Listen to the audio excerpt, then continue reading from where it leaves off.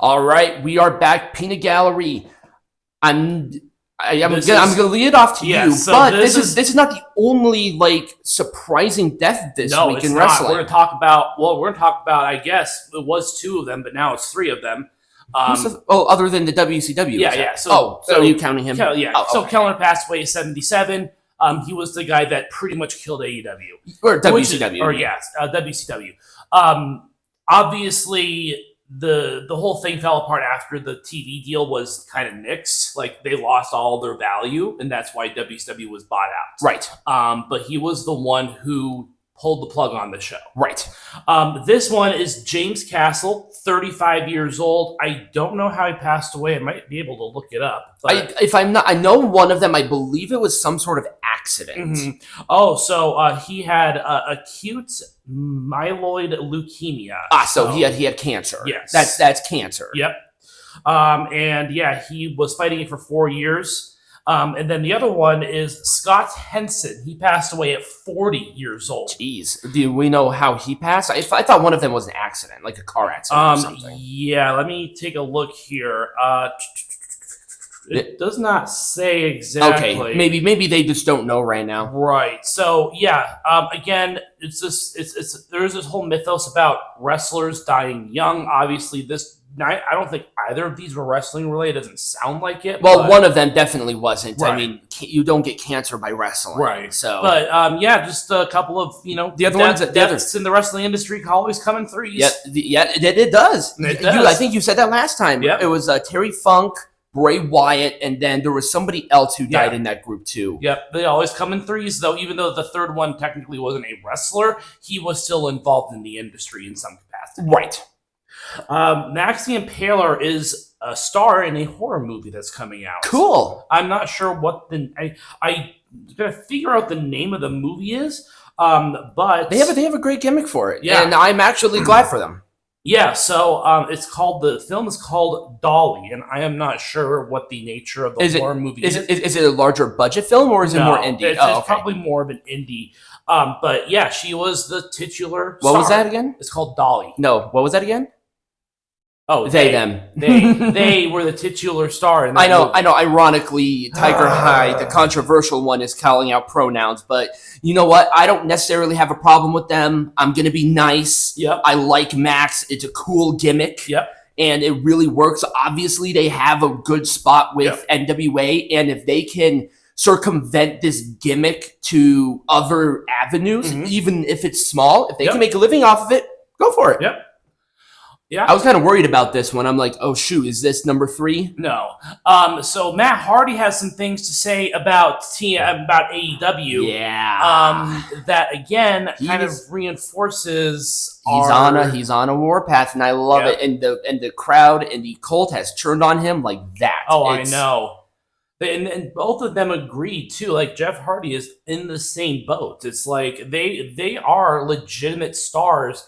And they could have been better utilized, but they never were. They literally, I believe Matt Hardy said that they were devalued by going to AEW. Yes. They literally said devalued. Right. And they want to go back to WWE even and have a final run in the E. Well, I mean, with the working relationship with TNA, they don't necessily have to sign they don't have to sign WWE. Right. But he did say a lot. I mean, essentially what it boils down to is that he and Jeff were never utilized properly as stars. Nope. Both inside and back, both in the ring and backstage, which is something that people like William Regal have alluded to as well in the past. And Frankie Kazarian did. And that essentially they care more about putting on 5-star matches than actually telling a story. I'm sorry, 5-star matches is not the survival. If you 5-star matches are fine, but 5-star matches are not going to get the TV deal. Yeah, I'm sorry. When you have wrestling on television, you are not a wrestling company. You're a TV show. Yeah, and you have to treat it as a TV show. Yeah, it's a television show. If you want to do the 5-star matches and all of that fun stuff, go back to Japan. Go back to your bingo halls. And don't be on cable television. Right. Go to a streaming service like Triller or something. Right. Because then it doesn't necessarily matter. Right. I mean, Obviously, streams are counted because that gets advertisers. Yeah. If you're going to be there, the public perception is going to be key. Yeah. And I'm sorry, 5-star matches are not the things that sell. The story sells. Yes. Characters sell. Yeah. That's just the nature of television right now. Back in the day, you know, in the golden era of wrestling, you know, Bruno Sammartino era. 80s, right. Yeah, that was the nature of the beast. The competitive part of wrestling was king. Right. But when you have television, people want to be entertained, and a 5-star match may or may not entertain. Right. You might be impressed by it, but it's not like football is all just football. There's a lot of pageantry associated with it. Exactly. So, yeah, another big thing, Joe Hendry is making a lot of moves, obviously. Yes. He, as you alluded to earlier, he pretty much broke the WWE interwebs. Yep, he did. And he is also teasing an appearance on NXT Heatwave. Yep. And we don't know the nature of that one. Yeah, he had a big argument with Shawn Michaels, Yeah. and it looks like that they're going to be doing an interesting program with that. Yep. I'm kind of curious about this because really it was very heelish to go up to Michaels, so maybe a heel Joe Hendry on NXT would be kind of interesting. Doesn't he play kind of a tweener role in No, not necessarily anymore. Okay. I mean, he's aligning. He used to. Yeah, he's aligning himself with the Nimbus. He's been attacked by the system. Right, He's pretty much a full-blown babyface at this point. He was a heel at one point, though. He was. And then he even played a tweener role at some point. Yeah, he was, but he was just too popular. Right. You can't do that. You can't do like those silly music videos and not be a full-blown babyface. Right. I'm sorry, you just can't. So NXT is going to the CW. I do not know exactly when this. We've covered this already. But this is going to be in October. Yes, but they are planning a lot of interesting storylines going into this fall. There are rumors that that main roster stars are going to make appearances. Well, why wouldn't they? They're going up to it because they're going up essentially to syndicated television. Yeah, this is a really big deal. It is. This is a big deal. But yes, there is a specific date as to when they are going. But it's going to be very interesting to see how, and again, TNA stars are also going to make more prominent roles as well. So how is that going to affect TNA and their property? Yeah, maybe they want to do CW too. Right. So Swerve Strickland is getting a movie made about himself. Yeah, I did see that. I don't think it's super highly budgeted. It's not a high budget movie, but it's a documentary because I think that he also made a lot of history in his music career as well, if I'm not mistaken. Yeah, he has a pretty decent little music career for himself. So I think that there's a documentary following his music career and his breakthrough in AEW more specifically. Well, yeah, they can't use WWE footage. So let's talk about Shane McMahon and AEW. I was on the fence. A topic of conversation. I was on the fence about this. It's like I'm hearing two different things. Yeah. I hear that he never had a discussion with anybody in AEW, and then I heard that he did reach out. So he reached out to what I thought he reached out to a talent that is in AEW right now. Unnamed talent. We don't know who the talent is. I thought it was Jim Ross, but no, I know Jim Ross talked about it. Right.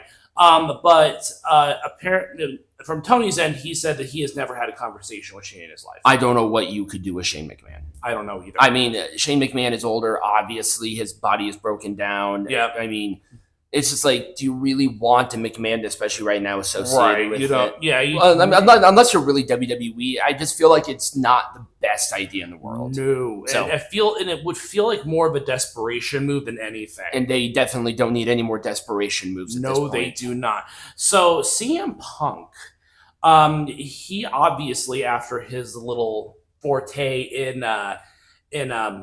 Clash at the Castle, also made an appearance on SmackDown in his hometown of Chicago, where he got beat up.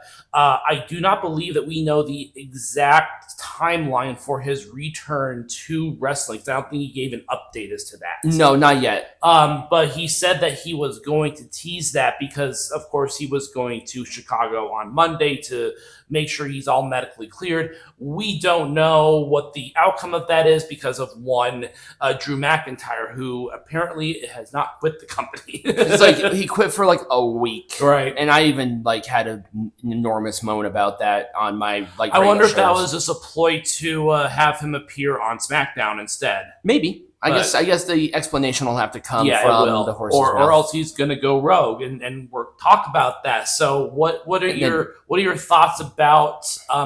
Because here's the thing: is I like it because it kind of puts Drew in a situation where he kind of goes rogue almost, and he can just show up about anywhere. I think that would be a good idea, especially if Punk is not quite ready to compete. Yeah. And if I don't know what McIntyre's situation is regarding his clearance. Now, he had the match at Clash at the Castle, but he still had the arm thing. Yeah. So this might be a way for him to not only bolster his heel persona, because he's pretty much full-blown heel at this point. And then this gives Punk some time to get anything sort of cleared. And from what I heard, they have it penciled in for a match at SummerSlam. That is what I have heard. Okay, that should be plenty of time. Yeah, that should be plenty of time. And then, of course, it kind of keeps Drew out of the title picture as well now with Seth back. Yes, that is something that I think is really important, too. Yeah. I almost totally forgot that Seth returned, but he returned the same day as the freaking Wyatt Sick6. So right. That doesn't help. And the Wyatt Sick6. Yes, so obviously they made... Yeah. Nope, one more. Oh, no, yes, we do have one more. So they did make their debut. And, of course, we've talked extensively about how... what the reaction to it is. The reception was enormous. Yep. It was very positive. Yep. And I think the ratings spoke for themselves. It was like 1.7 million. Well, how much of a jump was that from the previous quarter hour? I can't remember. Okay. I can't remember off the top of my head. You'll have to look at WrestleNomics for that. Okay. But yeah, just a lot of different things going on here on Raw. And then a couple of backstage things I want to talk about, too. So Kayla Braxton is leaving the company. Yeah, I saw that. She's taking a job, I think, outside of wrestling. Yes, I think she's essentially leaving the company. And then also, the head writer for SmackDown was let go as well. I thought he was promoted. No, it was a writer who was promoted to that after the SmackDown lead writer stepped away from WWE. Oh, okay. But that's about it. Just some internal WWE stuff going on. How is that going to change the booking? I don't think the booking is going to change all that much since the promotion to head writer was an internal promotion. Right. And the guy was working with WWE for a long time. Right. So obviously there's not necessarily a problem with that, but it's just something to bring up. Right. And the person who's leaving, Ryan Callahan, was named along with Vince McMahon, Stephanie McMahon, and creative team members in the lawsuit. So I wonder if that might have something to do with his resignation. Well, I don't know why that would affect his resignation. Stephanie McMahon is still with the company, kind of. The lawsuit was put on pause, so obviously there is no forward anything regarding that. Oh, and then Jacob Fatu also made his debut. Yes, and he didn't make his debut with a name that was trademarked by WWE. I believe it was just Jacob Fatu. If that's the case. Oh, and yeah, people, I saw your comments. You're like, oh, it's Fatu. I can pronounce it however the damn well I want. Apparently, it's Fatu. Oh. That's how you pronounce it, but you know what I'm talking about, right? So that is also interesting that they didn't give another name to Jacob Fatu. It's not something that you normally see in WWE. They usually do change their names, and unless you have like a name already, like Tama Tonga and Tongaloa, they kept those names, but those names were already well established with them. So but that's about it. Next, we're going to talk about something. Yeah, we're talking about cross-promotional stuff and just sort of going with the flow on that because there are a couple of big things moving around on there. So and then we also have the match, too. We do.